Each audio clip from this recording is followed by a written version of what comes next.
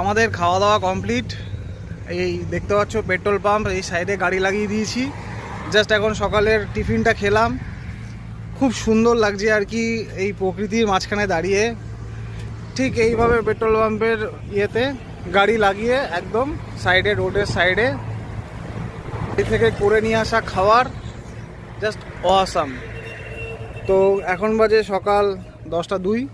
আমরা এবার এখান থেকে বেরাবো, দেখি আবার কত দূর গিয়ে কোথায় গিয়ে দাঁড়াবো। এই সব গাড়িতে এই যে খাওয়া দাওয়া চলছে এখন, গাড়িটাও একটু রেস্ট পেয়ে প্রায় আমরা 150 কিলোমিটার একটা স্টেজ আমরা এসছি। এবার আমরা টুয়ার্ডস বেরাচ্ছি। জায়গাটার নাম অ্যাকচুয়ালি মনে পড়ছিল না, তো যাই হোক চলো, দিস ইজ এ পার্ট, আর কিছুই না। কি সুন্দর দেখতে পাচ্ছ।